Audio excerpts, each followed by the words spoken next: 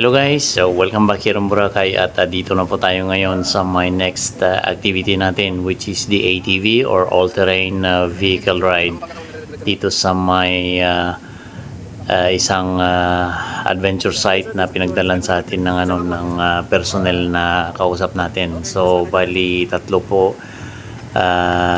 yung magiging activity natin dito. So hopefully ay makuha natin lahat, which is itong ATV ride, kayak at saka yung cliff jumping or yung zip line. So bali yan po yung ino-offer nila dito. So ngayon bali ito po yung inuna natin, which is yung ATV ride. Ang kagandahan po dito sa may napuntahan namin, mayroon silang circuit for the ATV. So hindi naman pwedeng magkakarerahan dito. So bali ang advice po or safety briefing or pre-induction ride nila dito is kailangan na wag mag karerahan. So ang sa amin ay at least makapag-adventure lang dito on how to use and to ride the ATV. So ang kagandahan po ay meron silang circuit dito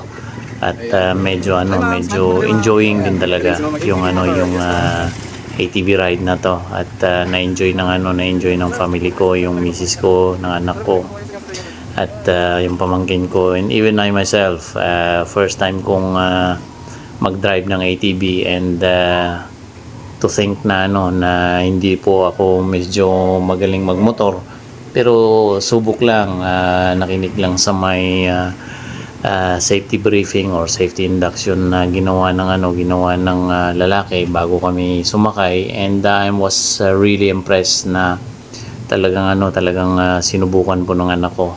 So nakita ko naman talagang enjoy sila.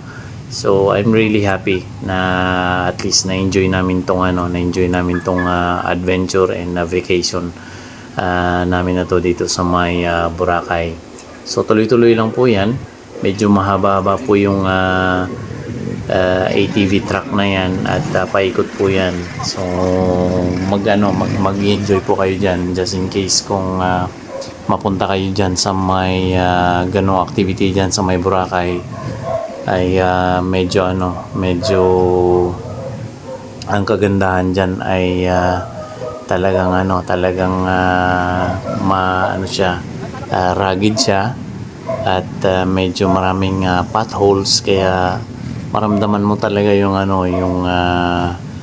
parang lubak-lubak, which is yun yung magandang design para sa may mga ATV. Kaya talagang parang sinadya siguro na magkaroon ng ganon para at least yung mga sumasakay or yung mga nagbabakasyon ay ma-feel talaga nila yung ride sa my all-terrain vehicle. Kaya yung ATV is designed on all-terrain at mapapatag man, mapa-rough road man, or what kind of a passage na madadaanan niya ay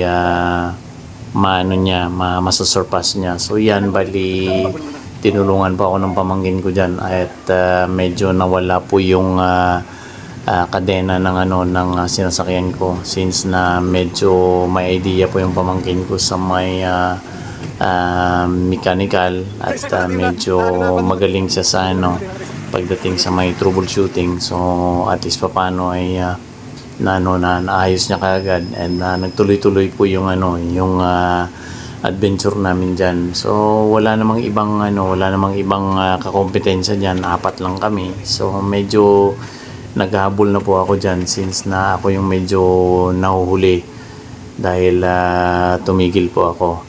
So yan ay after nyan bali magkakayak.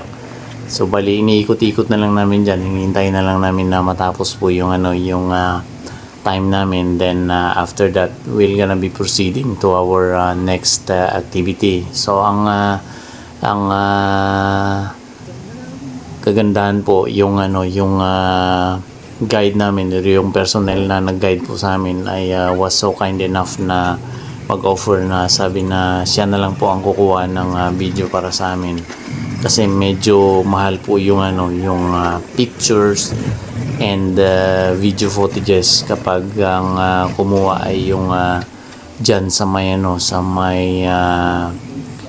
site na yan. Kung sa mga personnel nila medyo pricey po. So medyo thankful kami dun sa sa kay kuya na kumuha ng video para sa amin, which is magiging lifetime lifetime souvenir na po ito namin dito sa may Boracay, yung adventure na ginawa namin. So kay kuya, shout out po sa iyo, and thank you very much sa sa pag-assist mo sa amin.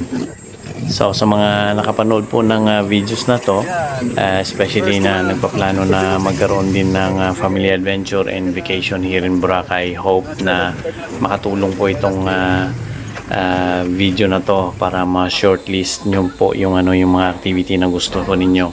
So ito po, bali kayak ride na po tayo, and all smile na po yung pamangkin ko dyan, and he is getting ready para sa sa may activity niya. Then yung misis ko naman, yan po yung napili niya, which is yung transparent na kayak, which is mayroong personnel na nagpapadel going sa may medyo malalim na lugar.